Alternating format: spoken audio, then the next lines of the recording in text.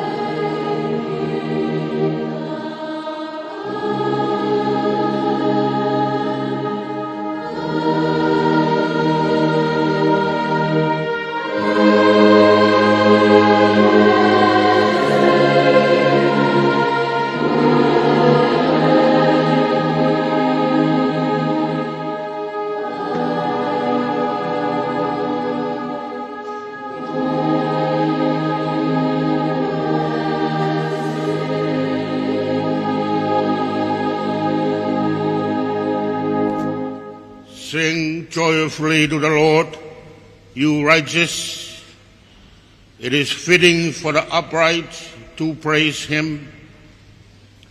Praise the Lord with the harp. Make music to him on 10-string lyre. Sing to him a new song. Play skillfully and shout for joy. For the word of the Lord is right and true. He is faithful in all he does. Atua, Ko ke liliu e mau po pula. Hange ko tawhenga vai he feitu ko Tonga. Ko ngahi potu paku ka ko maui ui. Ko nau dolo ko whaitangi e nau whakahekate nau utu mo hiba fia. E ko aro ofa asi hoa. Ko ne whakatui hono ka gai. E wafau Sīsū Kraisi. Ko nau eiki. Amen. Ko wholofola hime ka mata ake malanga pongpongini. Ko hono tō ngea Hivangofulu-ma-valu tolu ono nima. E keo elelo a whemai, keo hiva ake moa. Ai alo ofa kua whai, ma aku he o tua.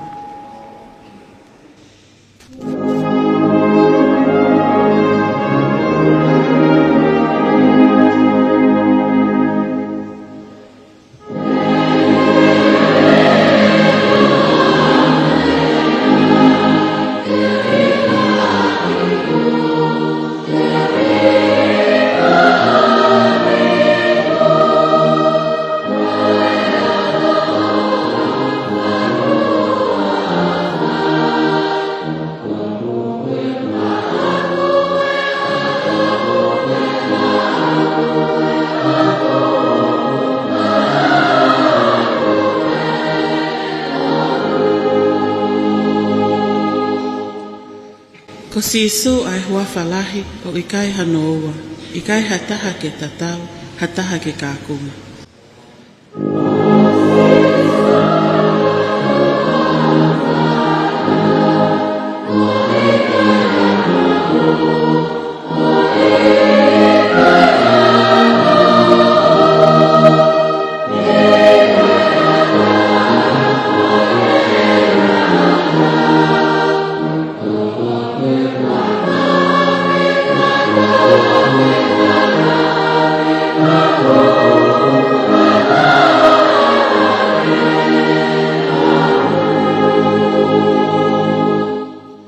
Whanonga whiawhia ki ai a si I ka loto foi. He koe toa a Sīsū ia koe mawhi ke tokone.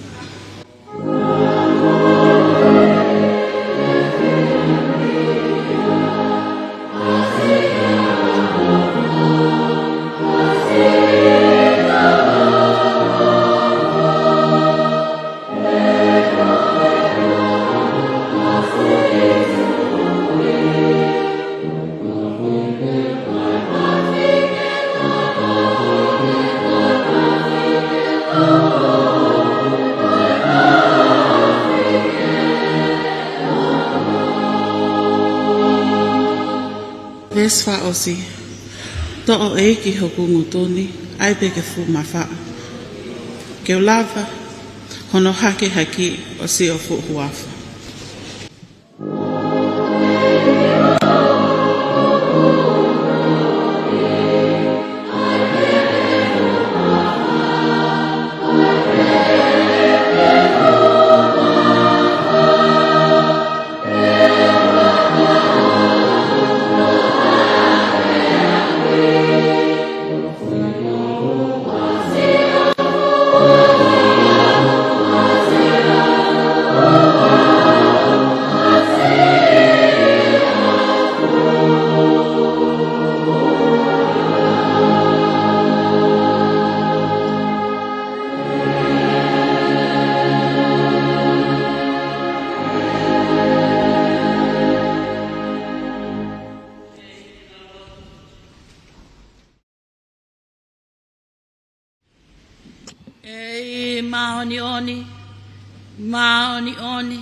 Maoni oni.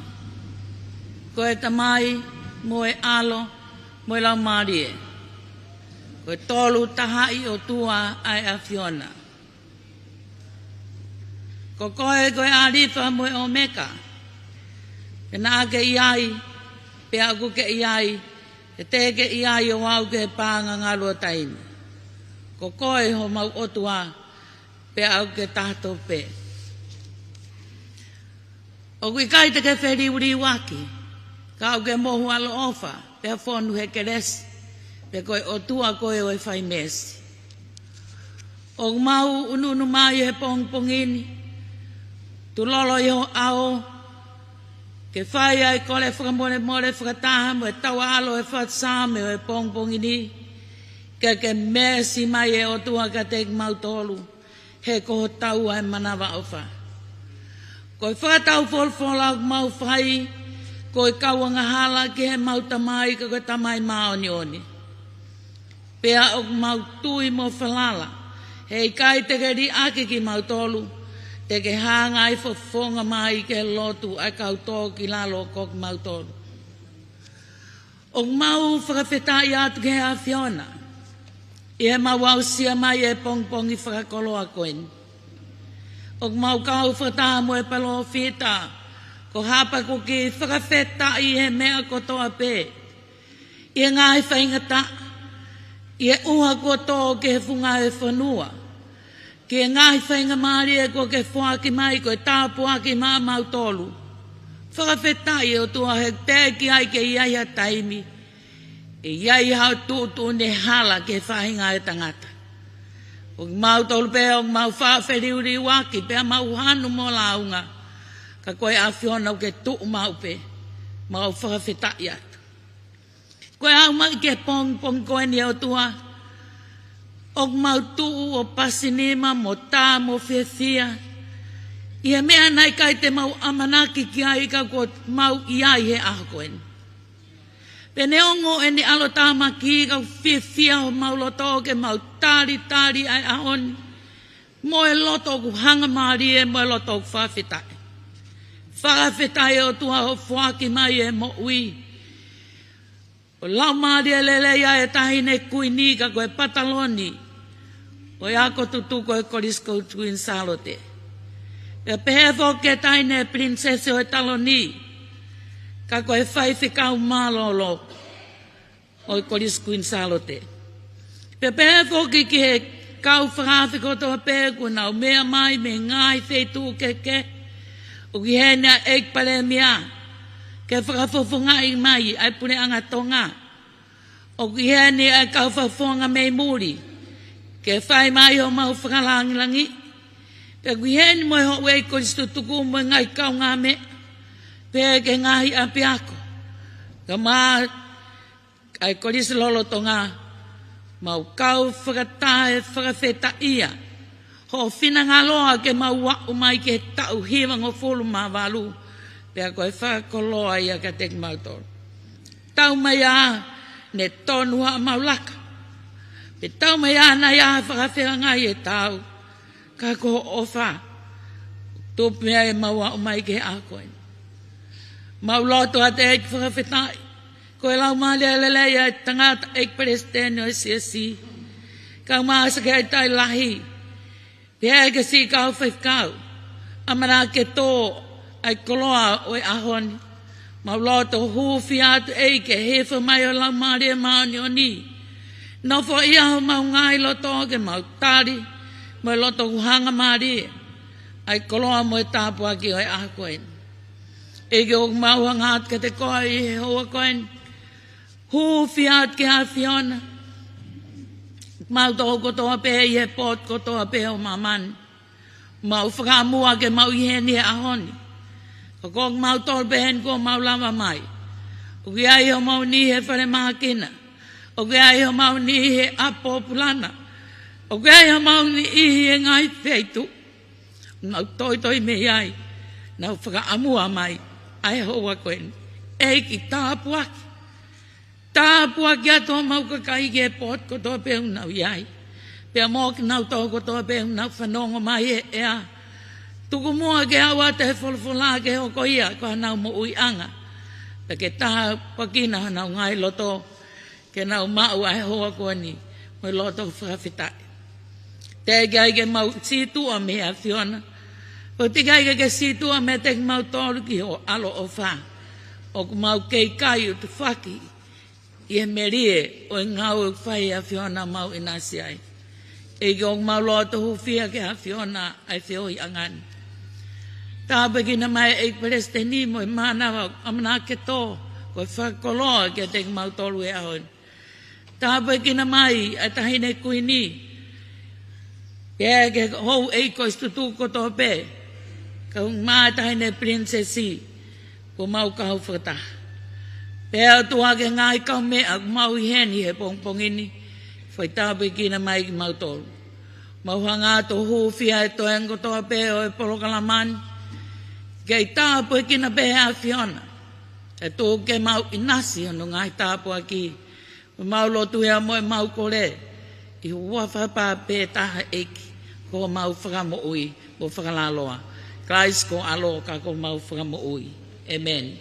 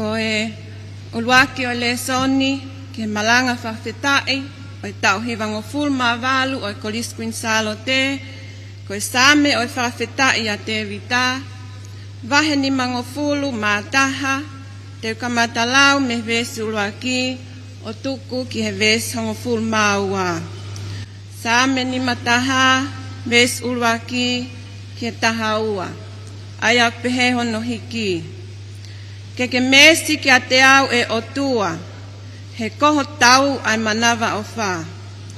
Ke tamatei e kungahi a ngahala, ke hoa mo e lahi o ho o alo o wha. Ke matu a ki fō au me he eku hia, pea ai ke umaa me he eku a ngahala.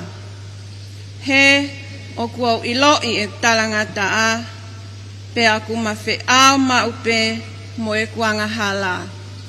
Kokoe pe kua wanga hala ki ai. Pea kua whai.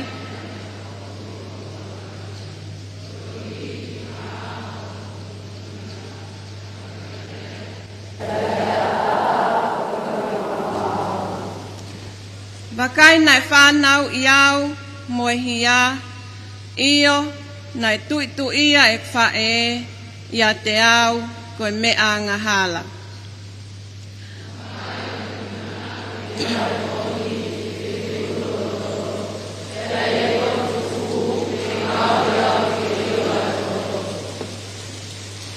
Ke whakamaa'i I sope au pia teu maa, fō au pia teu hinehina ngehe sino.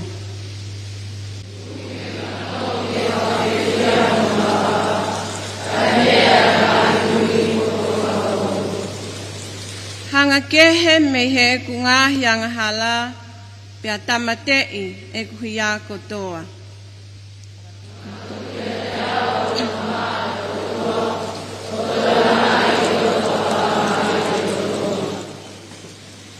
Kapusi au me he fe'au mo koe pia koholau mali e tapu o ua teke ave. Koe fie fia o ho whamo ui ke whakafoki ki a kita. Kai pōpō au I halau mali e tau ataina. Amen.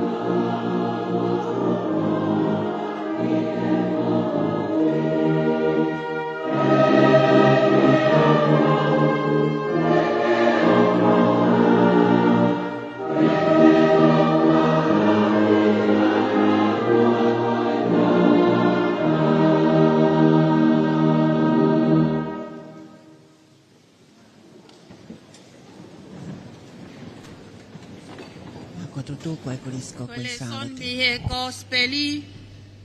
Ongo lele o Sīsū kalaiso no hito he Sioné. On fulmau ai vahe. Te kamatalau mi hono uluaki o e vesi ki hono hongo fulma taha. Sioné vahe tahaua. Vesi uluaki ki he taha. Pe he toi ono ai aho. Pe a whai ai pāsova. Pe hawa Sīsū ki pētani. Koe potu nai nofo ai ala salos. Aia ne whakotu e Sīsū me he pekia. Penau whai ai maana haka atoanga i he potu koia.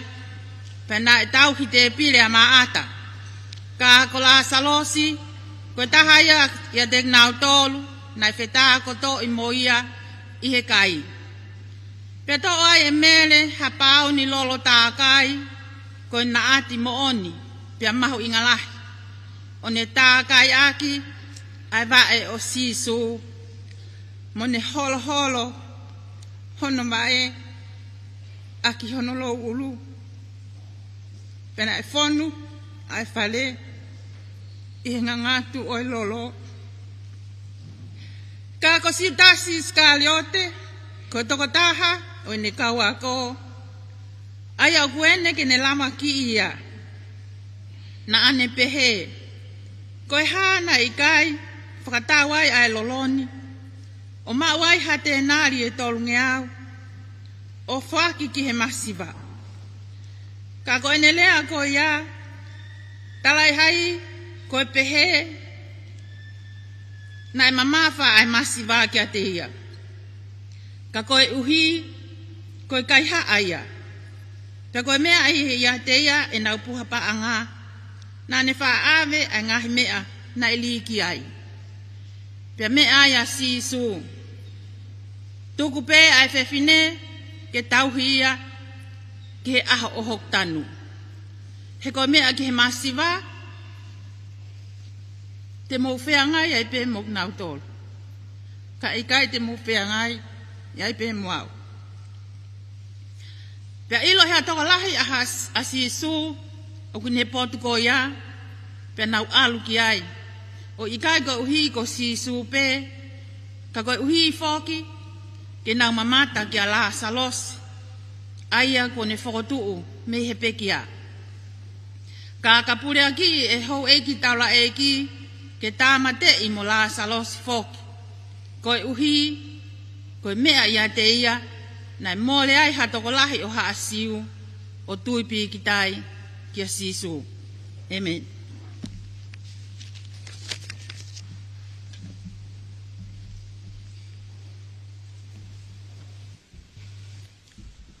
Tau whai ai lot Fakafeta'i. Koe ka tau Hivangofulu-ma-valu. Koe Kolisi Kuini Salote. Ke tau lot. E o tua mafi. Ai Afiona ko ke Faifekau. Ke tau e ne Hivangofulu-ma-valu. O langa ko na e whai he whanua. O Tauhi ako whai he Siasi. Pea holo i Tonga ia e tau Fefine mo tau tangata. O nau humai ki hako ngani pea nau huat ke whanua pea mo lot. Pea ukei ma ui. Ai visone na e whatoka. Ke iai ha Kolisi moa ako anga. Ma ai kakai Fefine o e whanua.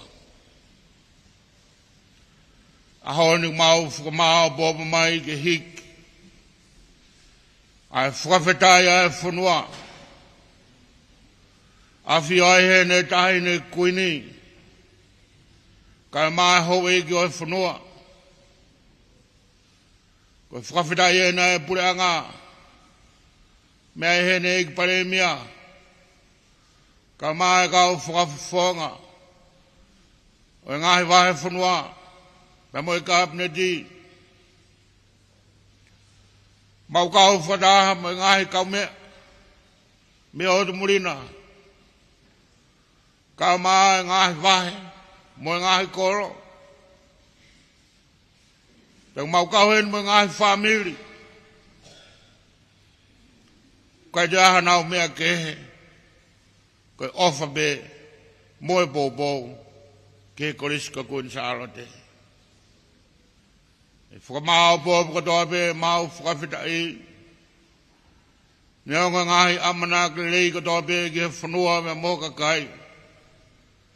Ka ako koe kua ke whakai e mau ngahi whakamu. Pake tū ke tolonga mai ke Hivangofulu-ma-valu ta. Pake whanua i ho mauloto i he Fakafeta'i. Pea moe whakamaro. Kane tae Ouau e Afio.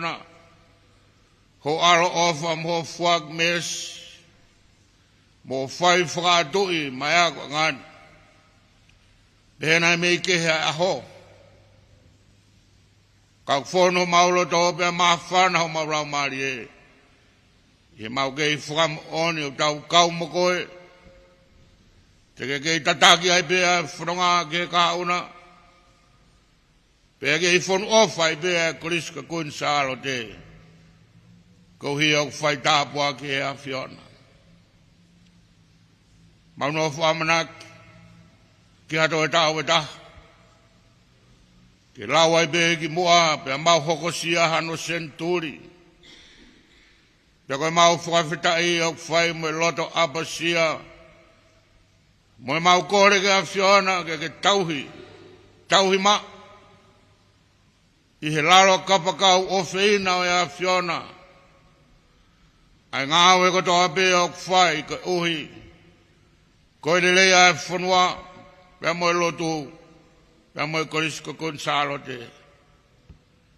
Tāpua ki taine kuni ka mai ka wak Tutuku. Pule ako ka mai Kolisi Lolotonga.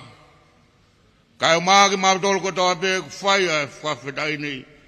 Uha mai ke taulofu uha munu pe mo kres. Ke whaia ke mau tauhi ako i Lolotongan ka maa ka una. Ia Sīsū Klaus ko alo. Ka ako mau whakamu ui. Amen.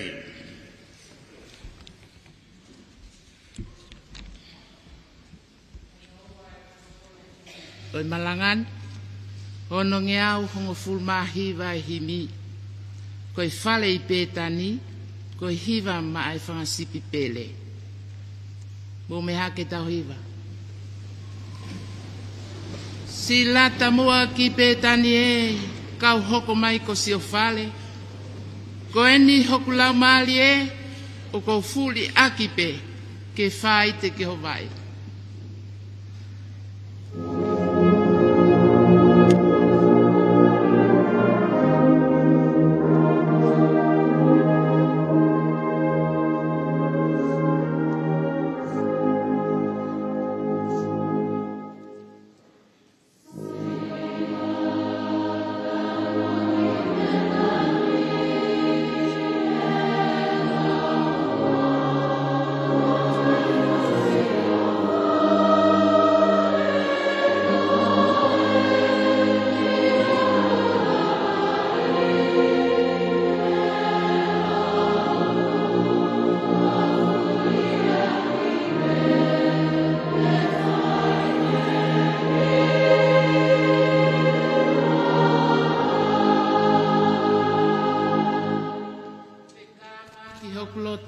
Ke whai hauni mea maau. Ka tā koe ni e kupoto, ke tali hake hano tō, ai mea nai te uma aku.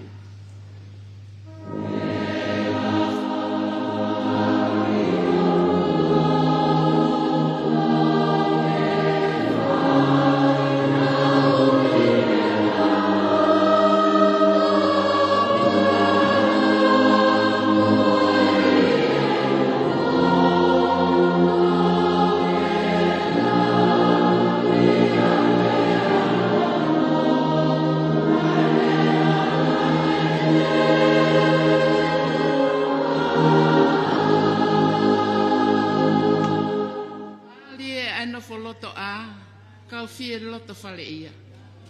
Ke sia tonu ho fofonga, Havea a loto koto oa ho anga kia kita.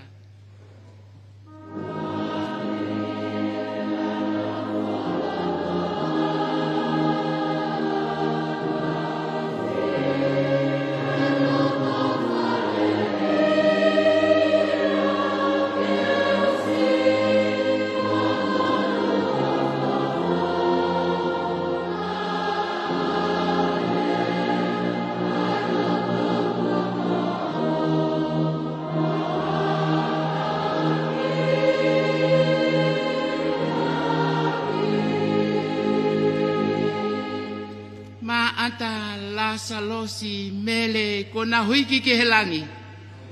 Ko loto ke awhepe ke a te au o lau pehe, ko si o petani. Amen.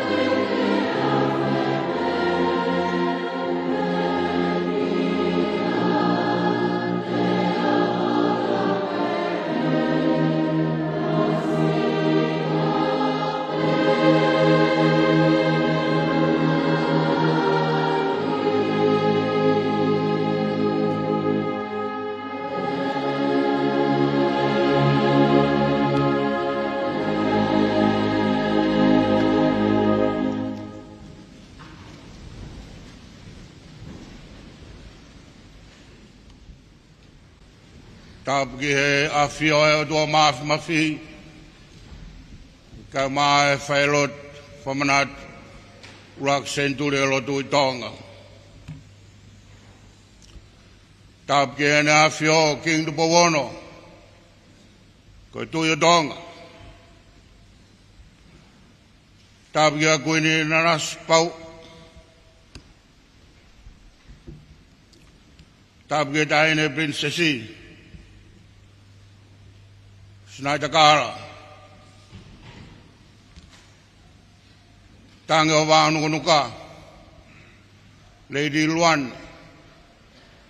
Ka maa Hawaii ki o whanua. Tapo atu taurai ki Kuini Salote. Ka maa matapure. Tapo ki paremi o Tonga. Ka maa e ka apneti be mo e pure anga. Ka whafonga wharerea.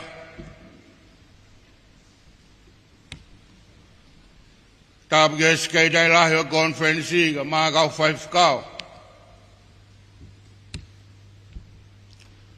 Tāpiki Vice Chancellor University whakawhanua Tonga ka maa kau pure aku maa lolo. Tāpiki he pure ako me ako Lolotonga. Maa kau ako Tutuku toa be me ngahi family. Palesiteni ako ka maa pot ngau ako Siasi. Kau pure ako kau tarekit. Mok modol ko toa be. I modol mea mai mehe o be kau wako Tutuku. Ako whawhakaiat. Ai fia me whailot senturi. Ke tau hokosia kotoa, ai fia moe maarari. Mea ene taine kuini, Hivangofulu-ma-valu tau, oi Kolisi Kuini Salote. We acknowledge and welcome our non-Tongan speakers, members of our foreign mission Tonga, also the delegation from the Methodist Ladies College, the chair of the councils, Dr. Eva Sironsis, principal of MLC, Lisa Maloney, and Mel Poit, the deputy principal, and also our dear friend David Marford, our council members of both Tuku College and Methodist Ladies College. We welcome you and we look forward to sharing and laying forth a pathway for Kuini Salote and their future.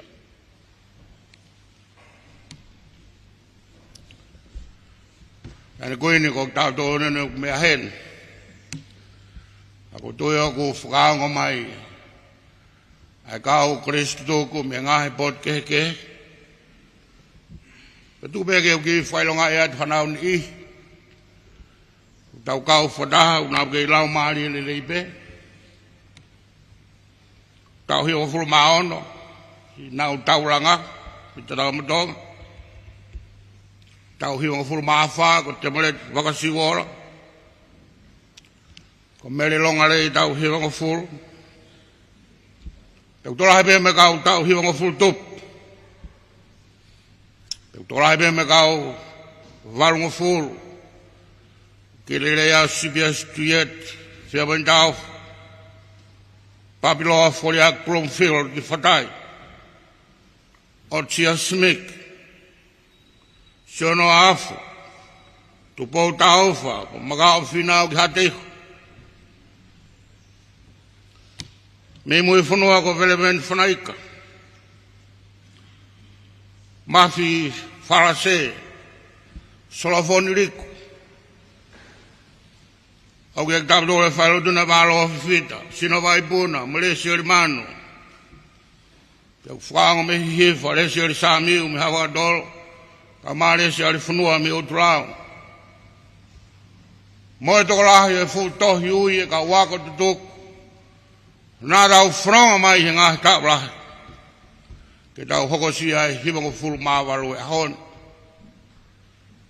Ho mou tokorahe mou mea hen. Ko Hivangofulu me onongofulu. Ke tau Fakafeta'i he ngāhi tāpua ko tau be. Ko tau wau ko sia he a hon. Se whai marau whamaro te piti ke kau hiva. Koloa'ia e Kolisi Kuini Salote ko Hiva. Hai au ki reo ke he mai moa e tahine ahon.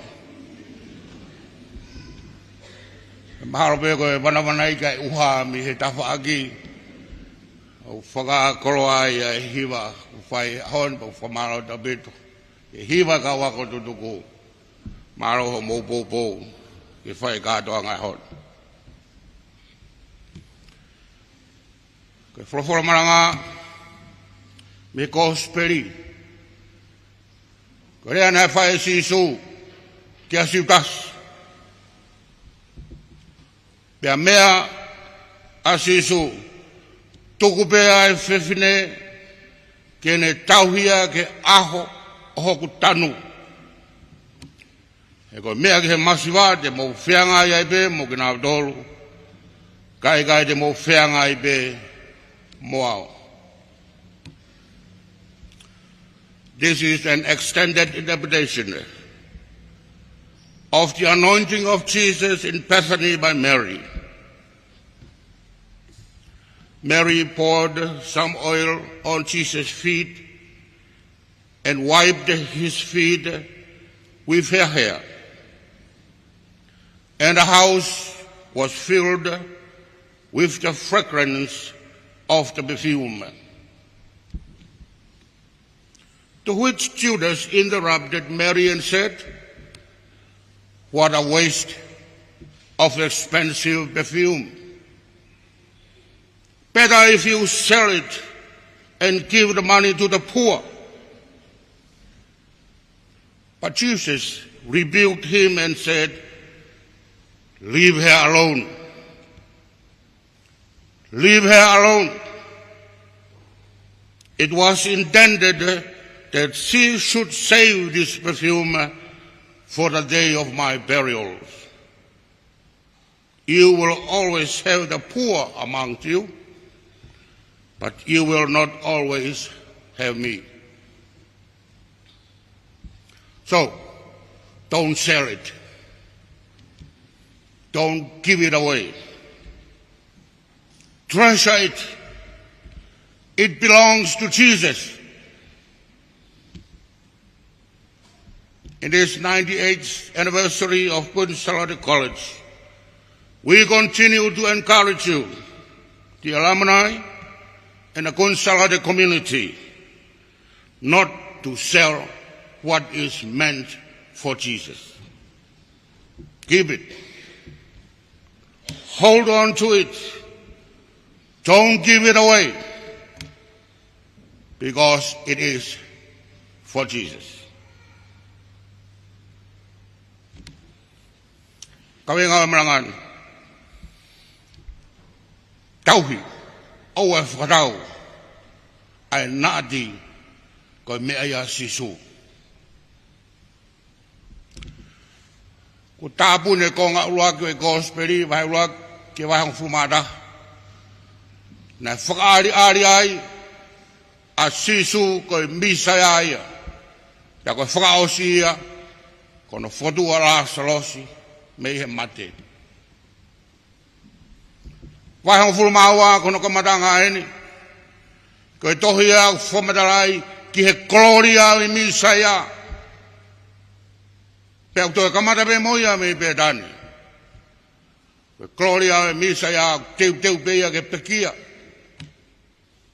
koe misa ia o kolos pe moi whirorau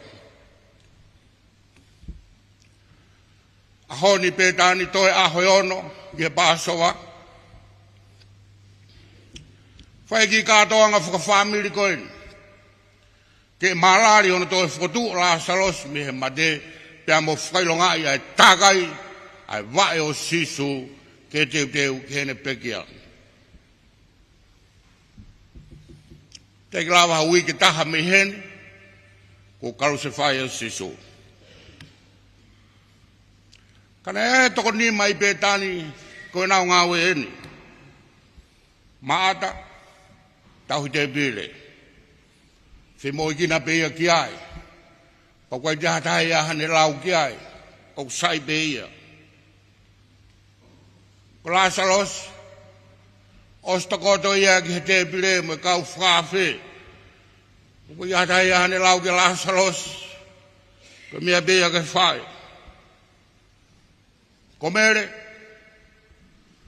Tangi pe he vae o Sīsū. Mo huai bea e hina lolo, pauni, nati, monia. Bea ne miri aki hono lou ulu. Ke iata ia hane lau ki ai. Mea bea ke whai. Ka talonga mo e kau atua siutas. Hange benai hane kau no atu kia mere. Koe o maaki ke mau i e lolo, ai naati, leanga ke whatau, mawahi a pangalahi, kia whak mai a masiva. Toki rea mai a Sīsū, o ikai ki ha mea na e whai e maanta pe ko la sarausi, pe ko mere, ka koe rea a siutasi. Siutasi, tuko noa i beko e bere. Owa aia ke whakatau. Tauhi ia koe lolo ia ke aho e tanua iau. Ko mea koe ke tokaan koe ki ai, ke whia pe koe muia. He kai whoroa e kui ati ki mautolo. Pako tui koe mea le rei hono ta awhasi uta si. He ka ne whakatau e lolo o ake ki ai, he kai tuku ne pau he paanga. Tau te ai lawa hui ke mi heni. Ko hapai atu a sitas ke konga sriva e tolongofulu. Ke whai akono lawa ki i hotau eiki. Tu ke tau whakamahu ngā ipe ai mea koe ni ahon. Oua e whakatau. Tauhi pe. Koe mea ia maa Sīsū. Taranoa Sioné ia, ahu ni mami heni. Ko lawa e kalu se whai, bea ko tuhi fo sina o Sīsū, mehe kolosi, ko niko te masi ia, na wharau e ngahi rineni. Bea wharau me ngahi insenis, o teu e sina o Sīsū, bea whahu ki hono whanua roto. Kwai kato e niko te masi. Kwai asma mere ia, me toi ngā hina naati, na e whakau kene tauhi. Hengi, sabat, hokoi. Mahalo pena toki uhu maa mere mo ki naati o whai ki whanualot.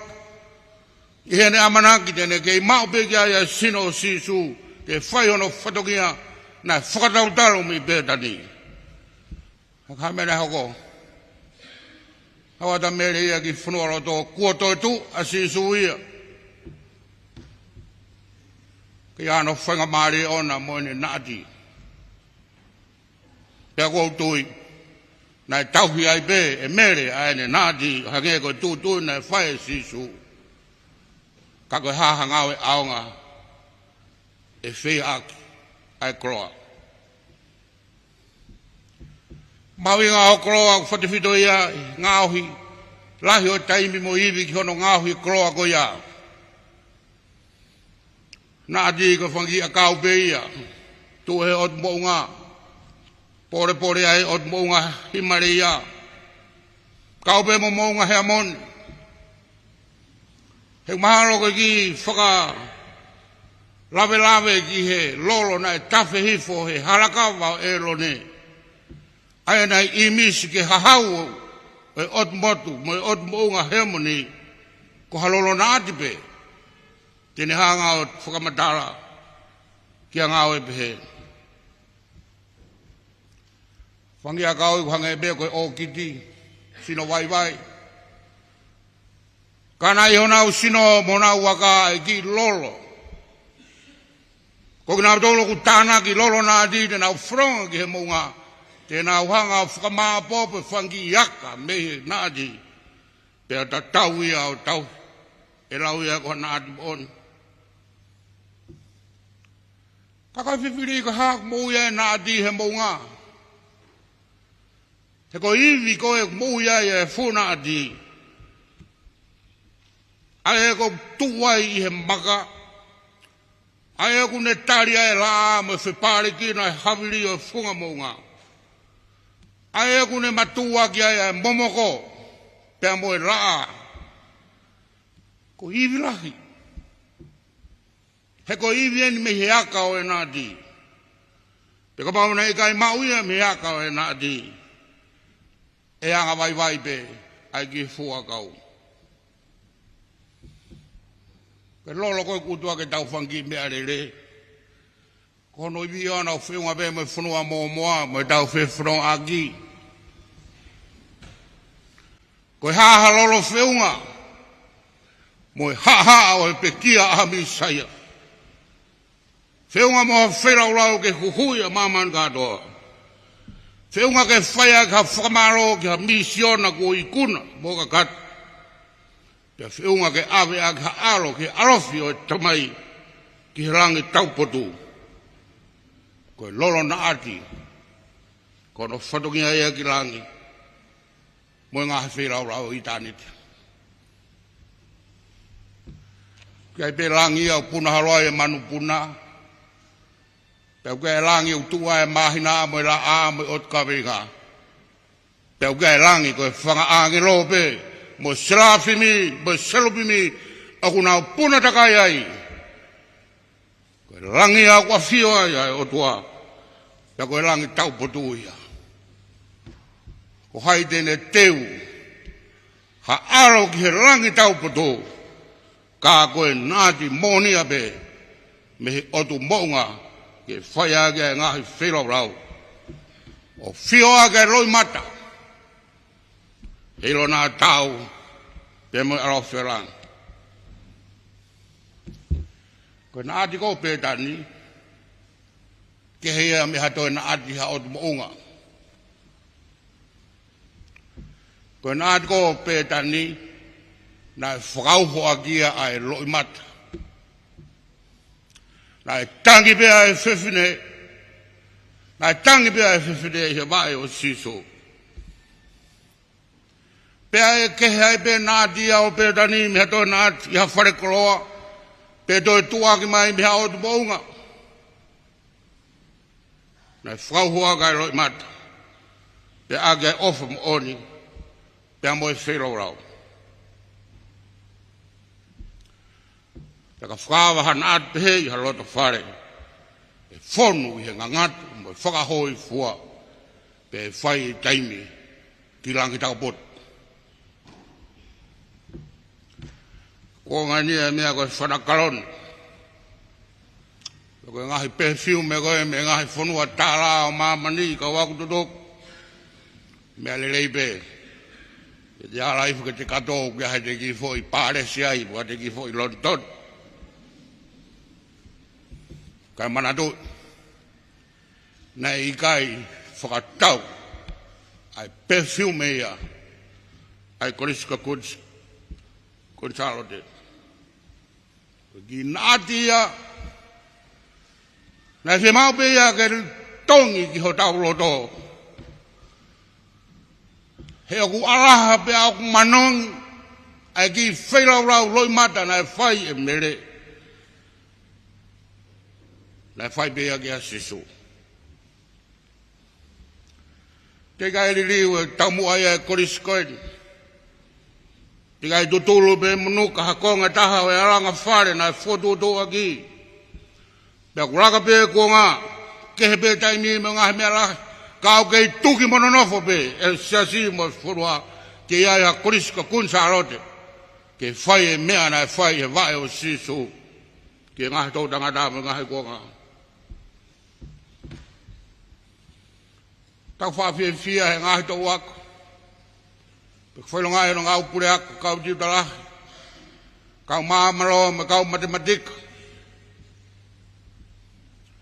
ka hono ko fie whakafoki mai e naati mo e wae o Sīsū o ki kakara whakahoi fua o e ngahi horonga kuini o e taloni o tau tūro wat na whai a whakapopo whara he whatoki ane ka au mahu inga e tau Hivangofulu-ma-valu ke tau to e whailonga ai taha ngahi halanga manu e Kolisi Kuini Salote pia mo e tauhi na ati na ane whai ki whare lahi pia mo e whanua. Nei kai pūria e horonga kuini o e ngahi taloni me ngahi tōtangata e ulunganga lelei e anga whakapapa ai kakai Fefine o e whanua pe nao poto he tauhi ai waa pia moho eki mo e ngahi waa o e whanua koni o ka pau e kei tolonga e kei whaivarenga ai Kolisi Kuini Salote e ako e be whakapapa ai a hawhetu mau matai tohi ai hatokora e kehe be na atia me he Kolisi Kuini Salote ko ngā ati ni ana teu ke tākai aki ai tōku po Sīsū whingaro bea tupo uruak ke whakahuafa ki hono kuini ko Salote e whakatoka pe mea ia e whingaro tau mamao o e hātu i pe anana uofa makehe pe i he Kolisi i he uhinga pe e namu kakara pe alaha e urunganga o e whurua pe amoelo tu i Tonga e ke iaia ki na ati o whakatoe toe e kau Fefine o e Kolisi Kuini Salote mahalo pe na e tok mahino ange kua ngā Kuini Salote tupotolo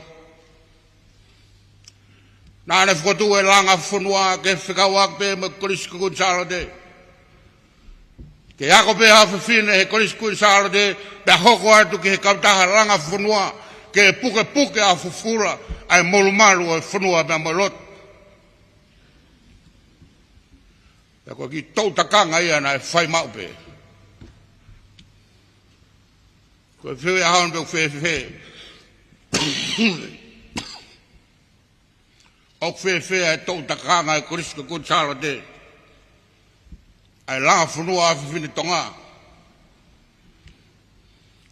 nā ko tau matara e ki whatokia pe mōre ai e ki alaha o e kakara whungani o tauhi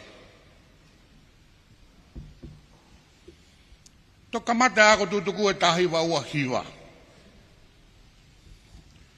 whiri ono kau maurakanga pe Palesiteni ko mis pelama siketari matahi paanga soana ungatea Havea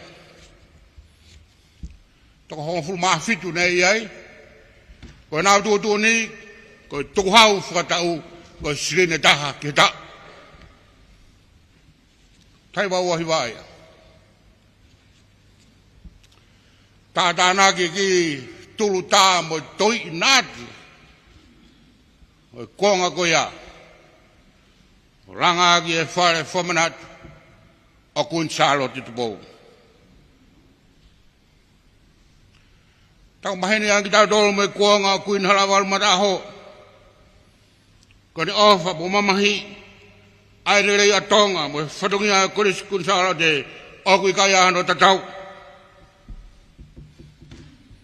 Hange ko mea beia taloni ke ofa i he Kolisi i he amanak lelei ke a whanua lelei ma tautangata lelei. Tau mai ana mai moa Kuini Halawalu mata Kolisi Kuini Salote ikai. Kana kai tuku ai. Ane bobo mone off. Hile senture Kolisi Kuini tahi Hivangofulu-ma-valu. Uki ai ngahe fu feinga ke lawa. Ai wharea ko siuperi. Pea tu e ahon. Ko whailonga. O tau ngā au e ko ia. Asia ke ngā hingoa. Ko kau whi ao. O Kuini Halawalu mata. Ko nani sehelu. Ko riu tongi lava. Ko selwaya tongi lava. Ko man whaubura. Ko reidi whaotia. O ngatea whanua. Kafuat luan. Pere puloka. Susana Plumfield. Te malet wakasiwola. Mere Tauhi. Waro afifita. Iunis fuka. Re seri kata. Mere longa lei. Lupe whatu lolo mo ana fo. Mere tui vai lala mo sino vai puna. O kei tolonga hana ni hoa mai ki hon. Kako kinautolu ia nai hapai. Ai tau mo ui. O Halawalu mataho. Me he sintaha. Tuku hau ke ta. Tai wano hiwa ko langa ngau e nai whai Kuini Halawalu. Nai whai fu pasa e kako Lolotonga. Te ko whamadala whakata. O tau tai wano hiwa. Nai whiunga po paanga toluafe tolu ngeau. E fu tānak paanga toko ia. Whai e Siasi e ne pou e ngahe kalapu, e ngahe konset. Whai mo ngahe here uhila. Tānak e paanga whaafe tolu ngeau. Katoe hui paanga nai kumi e Siasi. Nai paanga pe whituafe. Ranga aki. Ai whare ako siuperi. Tau pe ko to'i o e nātu monia. Nana wha uma pe ke vai o Sīsū. Pe ki alaha pe na o whai whatongia. E tau tangata ko ia. Māri e ko taim tatau whenga wawau, whenga hapai. E whakarakaraka na ngahi ako. Kana e kei tū mounga pe. Ai langa Kolisi Kuini Salote. Tau tāwhe hivangau Hivangofulu. Kusea Nanasipau'u he komit ngā aue ai Kolisi Tuku. Konau ngā hingoa ko tō rahi. Tau kei whanonga pe kia ki tau tō. Pe holo koe ni Kolisi Kuini Salote ahon i ako nofu mau. Koe nau feangai. Nahange tau wako ko ia ko ha kau Fefine. Ko nau ni mana ngaue. Ta ko mo fisi ho nau pupuha nana win. Pe nau fie maria. Se komit ngaue koe. O holo Kuini Salote kei torahe pe kei toe. Pe au ke o tumuri e ngahi ni mangaue. Ke whai langa ngaue. Ai Kolisi Kuini Salote. Ko konga tatau pe. Bo tua e onga whare mahanga Kuini Halawalu mata mo Kuini Nanasipau'u. Pea koki mautolo ai pe ai haon. Ke tari e whatongia Tauhi o e Kolisi. Ako te whakaukau atu. Ke tahi wahiwa mo tuku hau siri ne taha. Seri te Hivangofulu ke ta. Koe haon kuia e tū 0-0 wape koe ha. Koe pa moe lai sima, koe ri tā polo. Malo kau ako tutuku. Na bango tau Siasi. E kei whawhrara pe kia ki mautolo ke tau. Ke mau kei amanak pe o kei ha toe ngā naat. Ke whaia ke ranga. Mo whakawheau a ke visone o whai e taine kuini o taloni o ahon. Kui koe kau o e Kolisi. Ka whaiwhai ato maha e tau whangi na ati. O wairi e nge sina he koe alapasita. Ombege wae o Sīsū o tangi ai. He kei tauriki pe aro ofa e o tua mohono whinangaro ke tolonga ai Kolisi Kuini Salote. Tano ape e hiwa Solomone, koha mea au whaafu ofa, koha mea au hoi fua. Lolotonga nai mea tui he alofi ko e ku naati nai hokofu maupe. O te tau uri whia. Ko kinautolu koe whinangaro e o tua, ko paupe ke ne tauhi ki kinautolu mo whakatui. Ai whronga au whai ke tau Hivangofulu-ma-valu. He kai ria kinautolu e o tua, te au e manawahe, raka atu rototo, i e iwi o ela mi, te tau fui kuna noa. Ofa ki tāpua ke o tua, ai Kolisi Kuini Salote. Amen.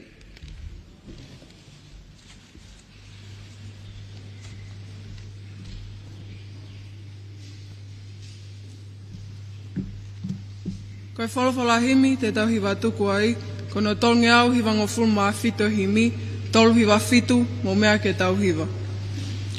Oua nā ke iriwhia si o atamai, o koe eiki au, pia tene toka ngai. Ikai nā ne ngauhi au, tene li aki a koa, oua te ke iriwhia kai tui ai pēa.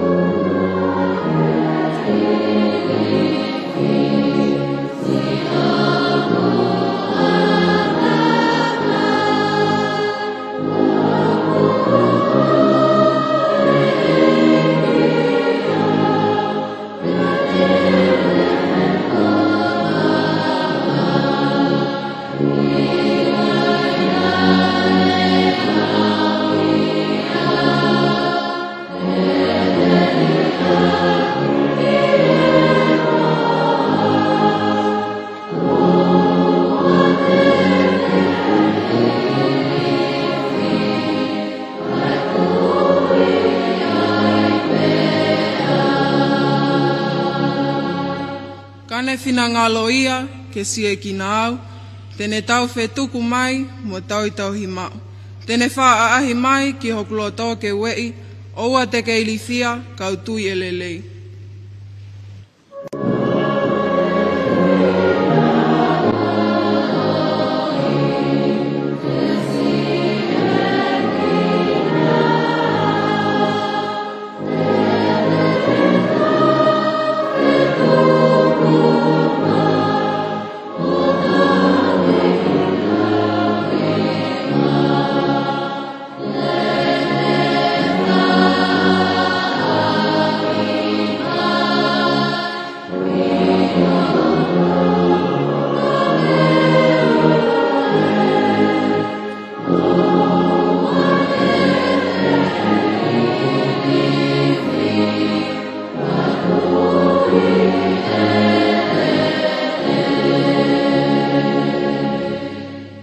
Ikai o tala mai e palo fisai, o ku ikai whiungofua a eiki ko sātai. Pehe pehe ai pe ia i e kuanga fulipe, oua te ke ilifia kai tui pe.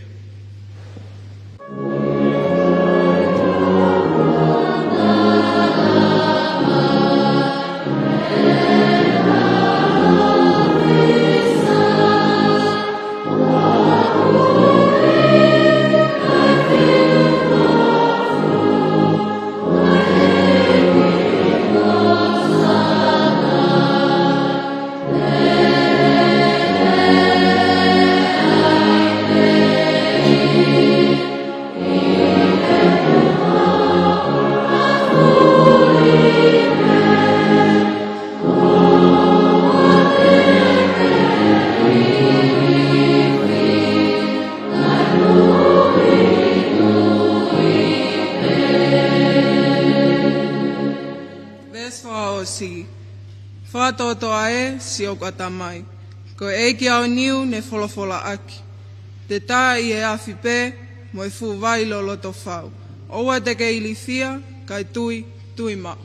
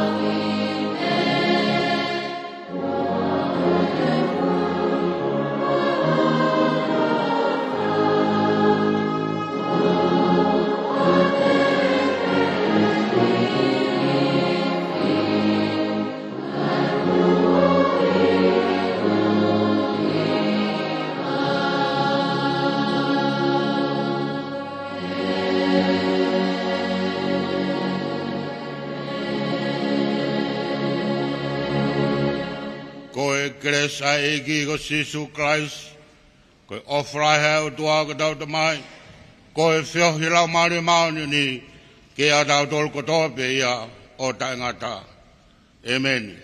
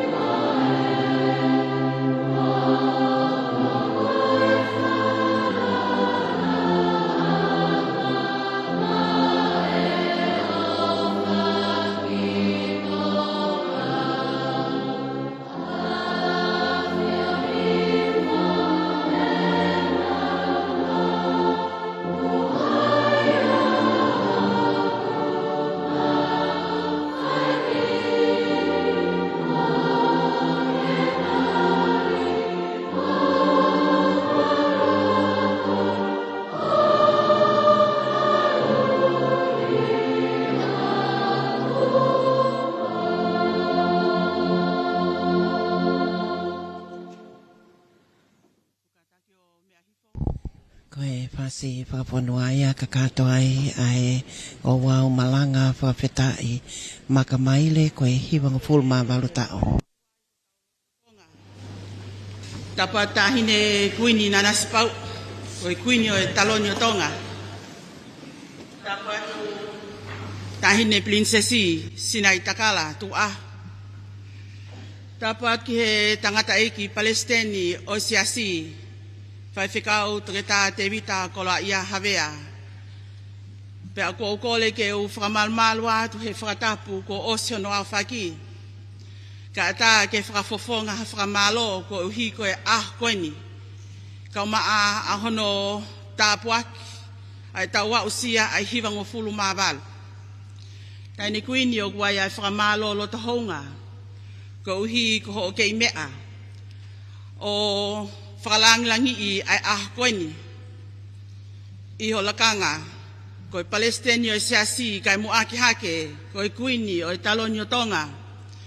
Pia lau monu mo lau tāpuaki. Neo nguai ai ha o natula. Kai Fakafeta'i ai feitau lalo ai feitu una. Ke kau whakataha, pia mo Siasi, kau maai Kolisi Tutuku, pia mo hokakai, i Fakafeta'i ai koeni. Taine prinsesi nai takala whamalo lai, Lolotonga ke tek mautolu, ai whakakoloa kua ke whai, ko uhi ko e Ouau Malanga o koeni, neongo o kumaulawei, lau maari o e feitu una, uki he Kolisi ko tupou mo e tamasi, ko tau whaahau man matau ngō, mau whakatu ameli e pe, i ha tau ka whataha i Kolisi Kuini Salote, i he tau fo'ou mo e ngahi tau ka hoko mai. Tangata ik Palesiteni o Siasi, o whafonga i atu ai whakamalo Lolotonga. Ko uhi ko e Koloa'ia Hivangofulu-ma-valu, ko e Sīsū kakala, ko e taanga, ko e lolo na ati, lau monu pia lau tāpuaki ai Kolisi Tutuku, kau maa ai Kolisi Lolotonga. Maulele mai he koeni ke talia ai koloa folofola, pia mau foki, ko Koloa'ia e mau ngahi mo ui, he tala kua omi, ko e naati o e Fefine Kuini Salote, uho ake a loi mata, pia lote ake a mate aki, ko e uhi ke ha, ke nofo pe, i he topu vae o Sīsū, ko e tali whatongia. Mau tuku pā atu, ko e ngahi ai anga mea, hina ala pasita o Kolisi Kuini Salote, toki foa pe mai tamasi i ko Sīsū. Ke fungani aki, ai ngāue ai eiki, pia manongi mo alaha, i he whonua pia moe lotu. Tohitongi ko mau ngahi loto ai Koloa'ia valu, lolo na ati, ko e na ati mo onia, ta ana elele pahe kolosi. Mau whanonga aki ai hiva valu, tu uta i he hiva, mo e whakatu amelie, ki he toi whanonga o au ki he sentuli. I'd like to thank our honored guests, the Prime Minister, members of the Diplomatic Corps, Australian High Commissioner, New Zealand High Commissioner, members of the Methodist Ladies College team. Thank you for being with us this morning. It is indeed an honor and a pleasure that you have spent this morning with us to celebrate and thank God for 98 years at Kuini Salote College. After this service, you are all invited for refreshments at the President's residence, and at 1 o'clock we will have the luncheon. So about 12:30, it would be good if we could leave from the President's residence to be at Kuini Salote College Hall for the luncheon. Please don't go. Please join us. Honourable Prime Minister, we would love for you to be there. I'm sure all the ex-students would love for you to be there. Taine kuini ka maa taine prinsesi ka hilieni o Fakaafe ni hi o mo Fefei loa ki mo lulu pia mo e tau tangata ik Palesiteni he Malanga Fakafeta'i ke pongpong kuini pia Faihiva pia ki he kau Fakaafe o kuyai ai whakamokomoko o kuteu pe i he holo o Kolisi Kuini Salote ko e tau houa ma umea toko ni ko e hoko ai taha. Lolotonga e lululu ko le atia iskeli, whai maha tau ki ihimi, ko e tau kau Kolisi Tutuku maa i moa e tahine. O whakawhei atu ke mō kei mea heni, ke tau kau whakataha, i he whakataha lahi whakatau, ko uhi o toi pe e tau ki, toi te hangape, tau pe ua, ko e haa e tala ho tau whatongia, me i he muawaka o Kolisi Kuini Salote, whakaambe, ke tau iheni, ke tali ai koloa folofola ko ia. Ko ia o kia ai whakamalo Lolotonga atu, kau Faifekau, kau maak mo tolon ko toa pe, whakata ko uhi ke tau kau whakataha, i he ngai refreshment ko e hoa ma umea toko ni, ko e hoko ai taha. Lewe he kau tatau atu. Malo. Ko e Faifekau, se lala taila kepa, ko e pure ako Lolotonga ia e Kolisi Kuini Salote, ko e kakatoia ai Ouau o e Malanga Fakafeta'i, pe au kia ai amanaki, i he whamafolanga tonu ai televisione Tonga, whamafolanga tonu ai leti o Tonga uraki, e ema tanu a tawhitu, mo e whaemahiva noa kai pehe foki ki he Tonga broadcasting live streaming. Ia whakamalo Lolotonga ia, ko hi ko ngai tokoni mai poupou ko tope. Kanei Soni Mafi Junior, mo mere kapa Mafi Junior, ko yongo ako Lolotonga ia Kolisi Kuini Salote, kai foki awana mehitanga, ko mere kapa Mafi Senior, ka ko e Kolisi Tutuku o e Kolisi Kuini Salote me San Francisco, Amerika. To ilea ahio mo ofa tu fuenga folau mo tui, ko yongo Kolisi Tutuku me Bay Area me loto Amerika lahi. Adiu kauli, Kolisi Tutuku e Kolisi Kuini Salote me he Kauli and Sons Limited. Kawako Tutuku e Kolisi Kuini Salote ko e akenga o Aotearoa, Kolisi Student Girls Association. Aia o ko Tataki mai he sea ko iunisi fi haki haunga, tokoni, ko mele vaisio a Tonga, skeritali, Dr. Soana Mui Heata, tokoni, ko mele moala tobo kafa, Tauhi paanga ko Salote po melile Falaseni. Whakamalo ia, kai kaumemi pa, me Aotearoa, alai potui kalatu, ana vai lahi vai pulu, sintale laika, kakala manu fetoa, Kalolaine manako, lau nisi taufa, lile toluta o vaiaku, palu siu lau mape pesiola sila tolu, Rachel Finetoli, Salote holani unga, siosinita lave mau alofi, tema tauta o mubao hoi kona. Koia koe kau sponsors ia, o atoi pe ai Fakaafe, ie taimi taha, taimi atongani, holo e Kolisi Kuini Salote e whamafolanga tonu ai pe me he lete o Tonga waki mo e wa kai o maafoki i he live stream pe si Facebook o Tonga broadcasting live streaming. Whamalo atu ho mau mea mai, ka mau mea tua au whātu.